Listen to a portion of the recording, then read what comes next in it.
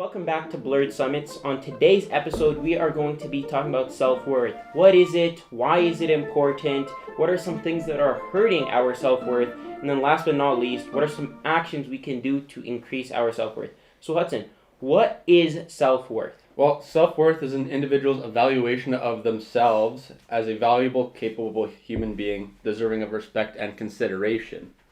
Respect and consideration. So why do you think those key terms are important with self-worth, or why is self-worth in general important?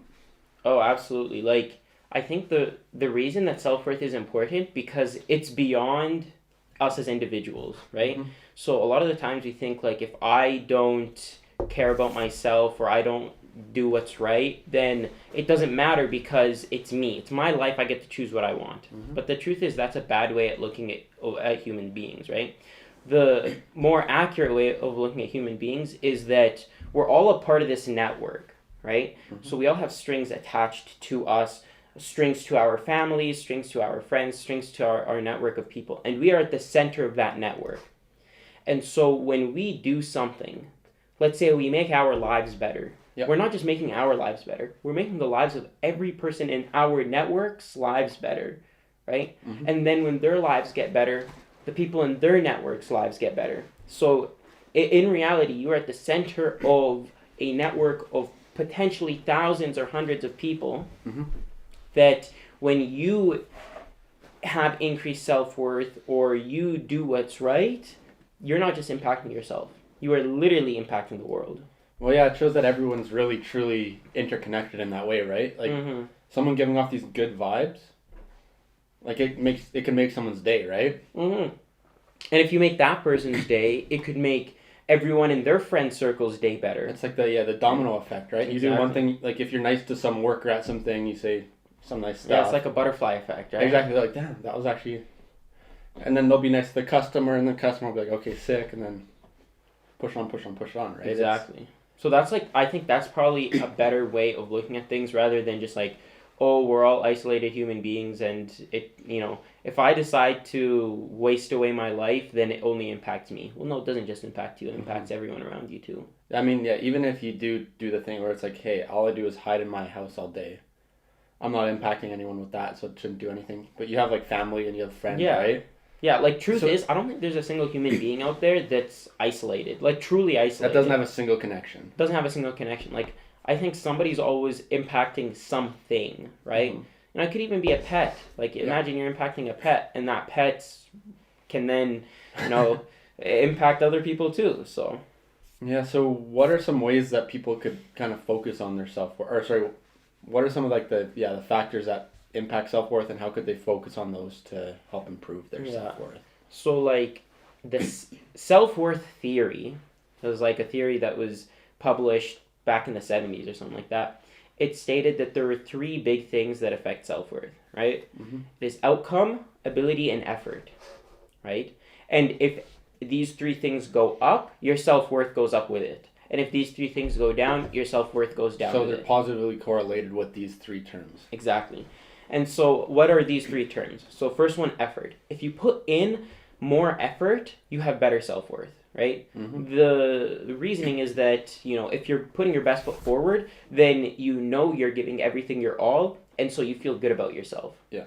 Right? Second one is outcome, right? And outcome is if you do better outcome-wise, you feel better about yourself, right? If you write an exam and you get 100%, you feel better about yourself. If you play the soccer game and you win the soccer game, you feel better about yourself, right? And the last one is ability. So if you are good at the thing, right? Let's say I'm a really good soccer player. I have good abilities in soccer. Yeah.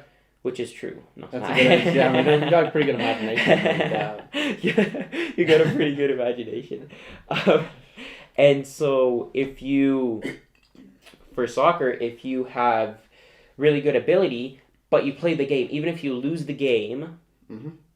but you know that your ability is good, and you have the skills and all that stuff, your self-worth will still be high. Yeah. So, really easy example is LeBron James, right? LeBron James is going to have higher self-worth than potentially other basketball players because he knows his capabilities. He knows I'm good at basketball. Right? If I just decide to lounge around all day today, you know, it might affect my self-worth a little bit, but truth is, I'm just really good at basketball. My ability is high. It would affect him in the effort, right? It would affect him in the effort and potentially the outcome, but depending his on ability would still be very high.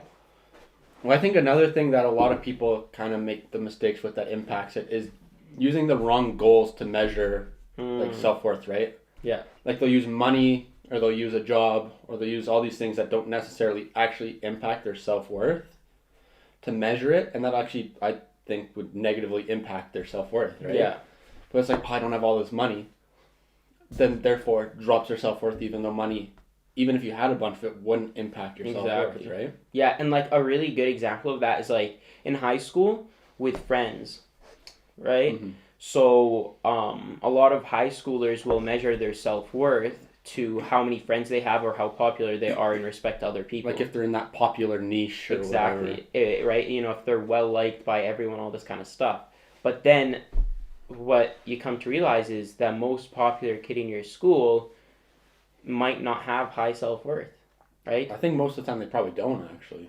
It's like a bittersweet to be at the top of you know, a social hierarchy. Mm-hmm. But anyways, or a whatever you want to like. Yeah, like an artificial social hierarchy that actually has no social hierarchy whatsoever. Well, it's kind of a social hierarchy in that respective environment. Like I feel like high school environments are societies. I wouldn't call it a hierarchy. I'd call it individual circles. Like they're separated societies, right? Like cliques. Yeah. So I wouldn't say there's hierarchy. You think pyramid, right? Mm. Where the top is better than where there's a few at the top, lots at the bottom. Oh, I see. But that's not true, right? I see what you're saying. Because there's a lot. I guess there's these small little circles all over the place. Like you couldn't do it as a pyramid. That is true. Like yeah. You probably could. Yeah, in the movies it's kind of shown like a pyramid where it's like there's like three, and then it's like the ones beneath them and the ones beneath them and then everyone else. Exactly. But it's not like that. Like there's. Yeah. Truth is, it's more like a bunch of smaller cliques that like you could probably name 20 different like social circles from our high school, let alone. Yeah. That is very true. That is pretty true. So how can people actually go about increasing their self-worth? Like, what are some of like the main things that people can focus on if they're like, I want to help improve my self-worth? How do I do it? One of the big ones is assurances of success and failing with honor. So what do these mean? Assurances of success are when you put yourself in situations where you know you will succeed. Mm-hmm. So, for example, I decide that to measure my self-worth, I'm going to verse my younger sister in soccer. Mm-hmm. And then, bam, I play her in soccer, and I beat her so bad, and I win 15-0, and it's amazing. Mm-hmm. And will this actually increase my self-worth? Probably not. Yeah. Because, you know, I know she's not as good as me. She's way younger. She doesn't have the abilities or the skills. It's not a challenge on my part. So even though I've succeeded and I have outcomes and I've shown how good my abilities are, the truth is deep down you know that was an assurance of success. Well, it'll boost your ego. That's about it, right? Yeah, and just for like a short while, it's a very superficial boost. I think another good one for that is answering only the questions you know in class. Exactly. Right? Like if a teacher asks a question, I know I'm really bad at. This is one that I always did. Yeah. I only go for the ones that I'm like at least like 75% certain I know the answer to. Why? Because you don't want to be the one where it's like, no, what is that answer? Like you're Why an did idiot. you do that? Like, come on, man. Like, wait, what are you doing? Did you just say? So I was like, okay, I'll wait on like the ones, because I'm usually pretty quiet in most classes until at least down the line. But then I was like, I'll answer the ones I know. It'll be like, good job. Okay, sweet. Yeah. And move on. Like, you don't really learn anything from that, right? And it's shown like a lot of times, you know, if a teacher in the class asks a very difficult question, there's like a dead silence. Mm-hmm. Nobody answers. Because everyone knows no one knows. Yeah, sure. Everyone doesn't want to take the risk. Mm-hmm. Truth is, taking that risk increases your self-worth. Well, that risk, there's no risk in it. Especially in that environment. There's a perceived risk. Yeah, so but there isn't actually. Yeah. Like there's no real risk. Oh no, I'm gonna get looked at for getting the wrong answer, even though the whole class doesn't know the answer. Yeah, that is true.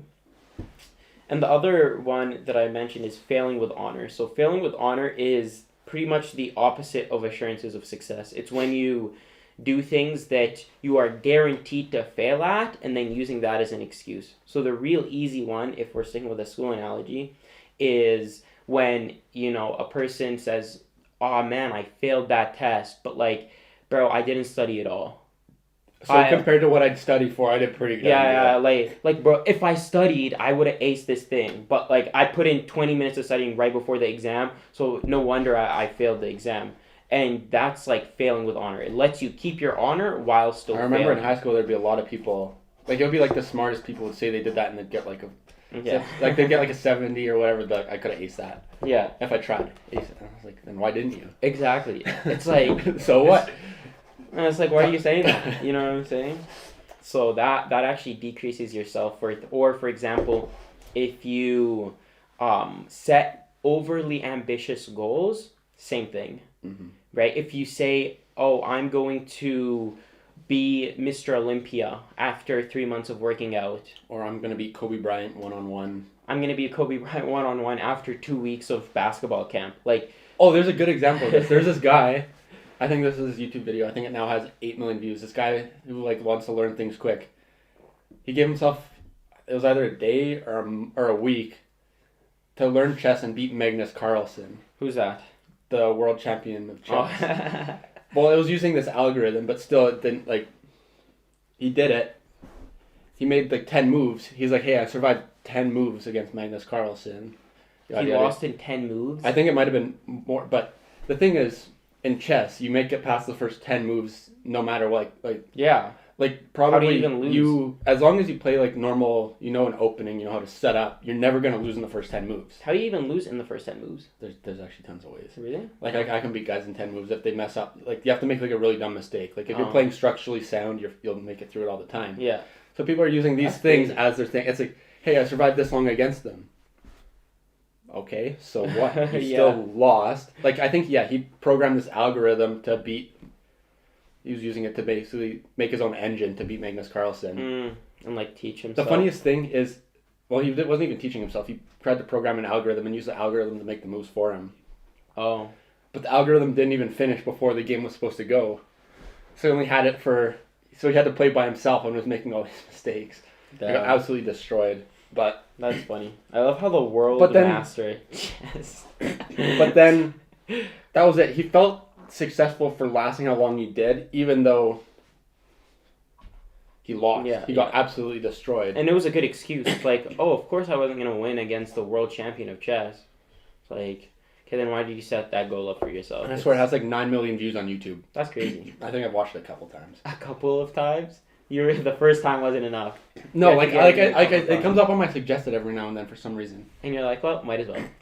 Well, and I was watching some people, I think this is a good one. So it was, Ludwig, the streamer, right? Yes. Him and a couple buddies, they were playing this international master, like at queen odds. So the international master didn't have a queen against them. So it technically leveled the playing field. Yeah, significantly, right? They still lost, I think it was...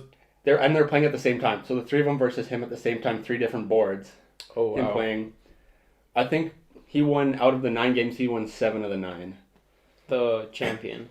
The international master. International master. Yeah. Again, they're like, oh, well. But then again, they did feel bad because it was like, hey, we even the odds, right? Mm-hmm. Yeah. Which that shows, like, they had the expectation where they should win. And I think that's fair in that aspect of that. So it's like, as long as you set the standards to ones that are achievable, like that, the queen odds to level it, then you can actually measure success and failure in that way, right? Yeah. It's just a matter of working out that balance, I think.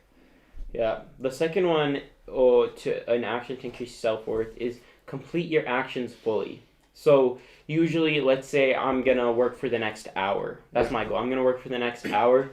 After 50 minutes, if I say, 50 minutes is good enough, that's more than I would have done normally, let me just skip the last 10 minutes. Those last 10 minutes that I just skipped will actually decrease my self-worth. Mm-hmm. Reason being is that now you tell yourself subconsciously that you respect yourself less. Why? Because we always respect people who follow through on their words, right? If you have a friend or you have a person in your life that is always...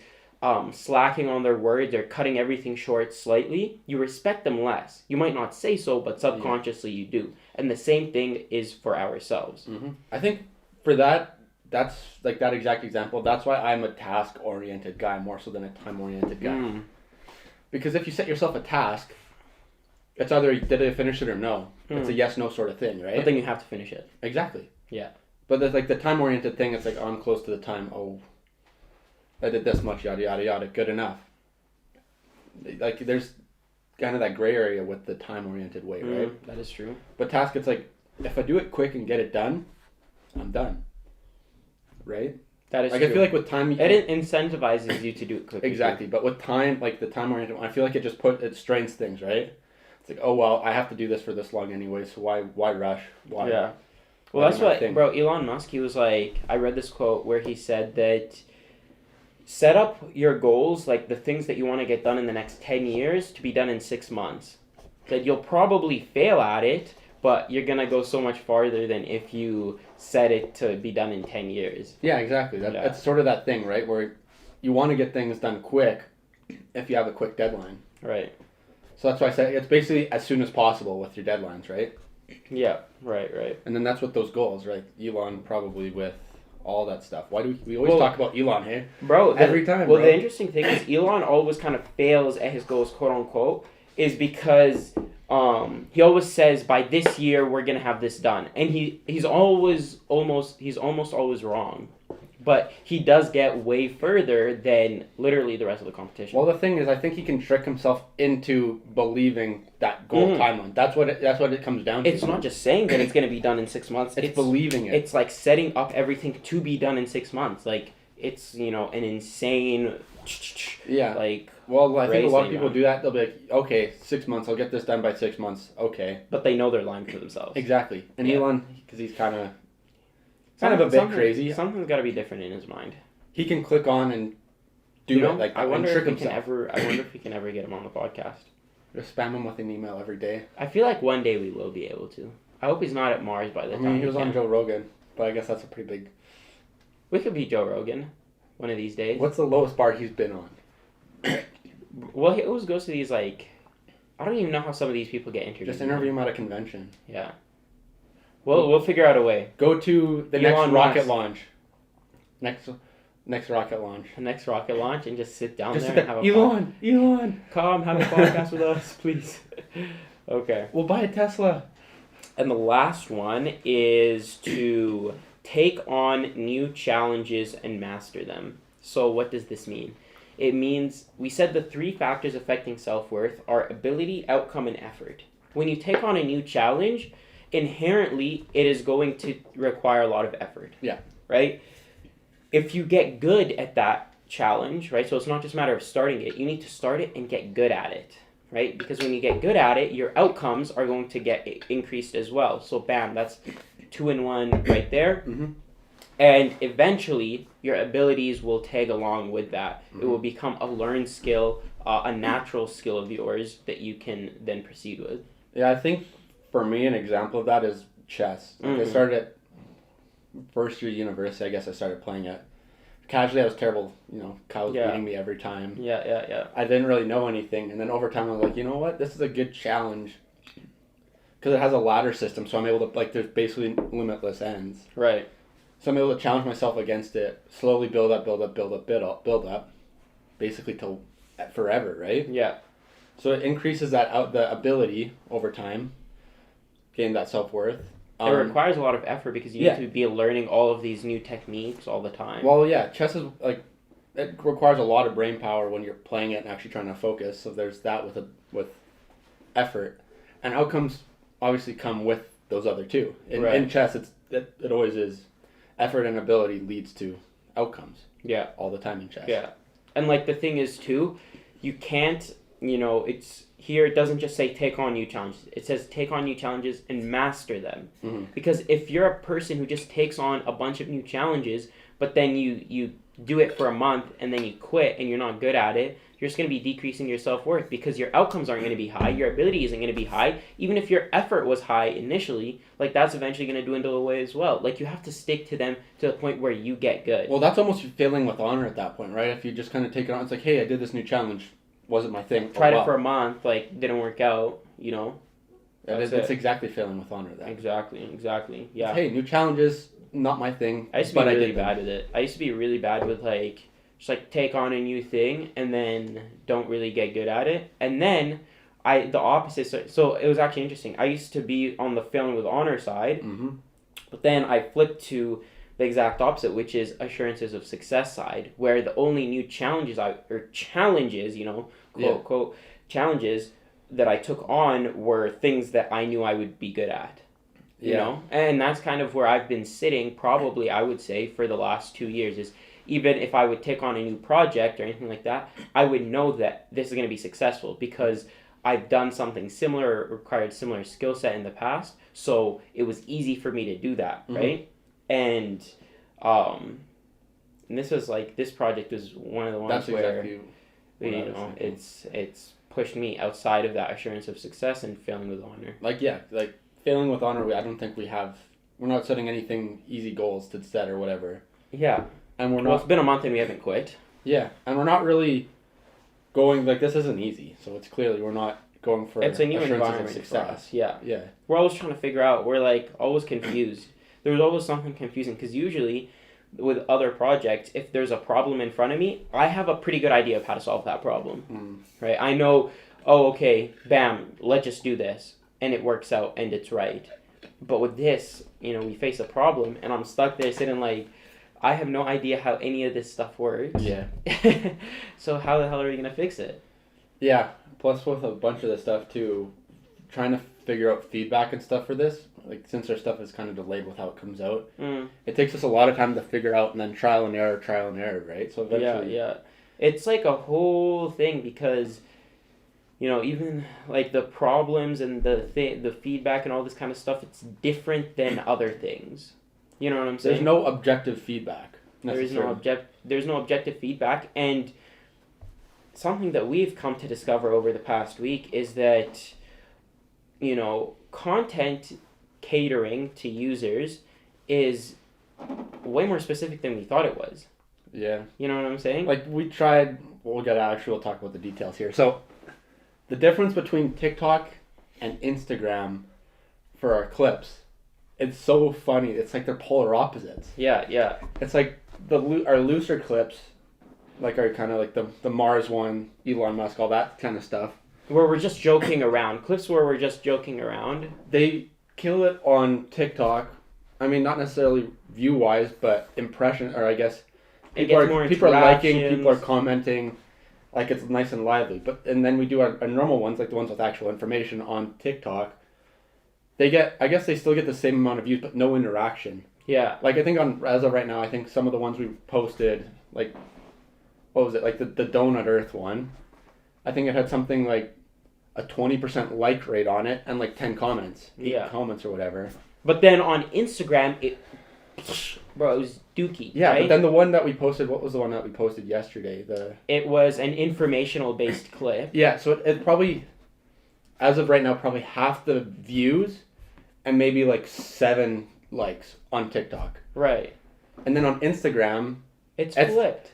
It's flipped. Like, on our funny ones, we can't get more than 50 views on them for some reason. There is something about Instagram and TikTok where the algorithm literally knows the kind of content that you post. I didn't think it was that deep. Like, we didn't believe it until we posted the one, like our Saturday or Friday one.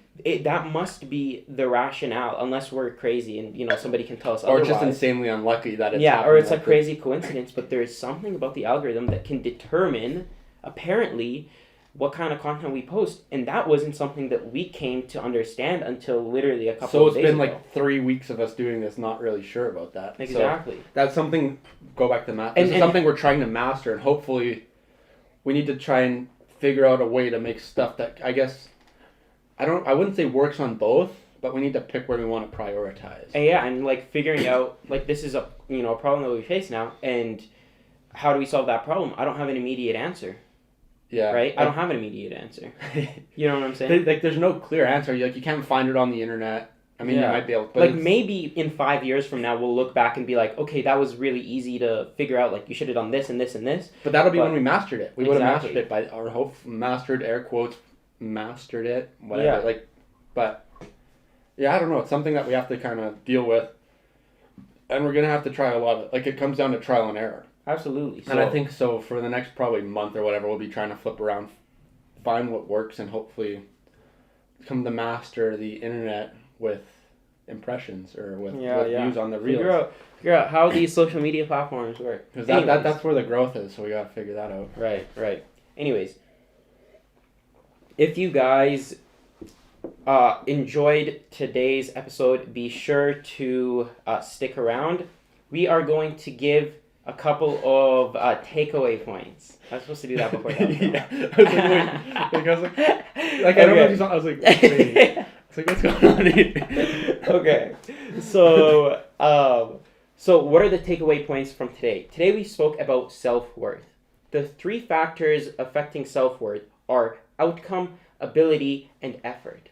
If you increase these 3, your self-worth gets increased. If these 3 things get decreased, so does your self-worth. If you guys enjoyed today's episode, be sure to catch us on YouTube for the full video episode. You can also catch the audio format on Spotify, Apple Podcasts, Google Podcasts, and Pandora. And Amazon Podcasts. Podcasts. That's a big one that's growing rapidly, apparently. So yeah. And then if you guys would like to catch daily content, be sure to follow us on TikTok and Instagram, where we would love to hear feedback from you guys, know who you guys actually are. Thank you guys for tuning in.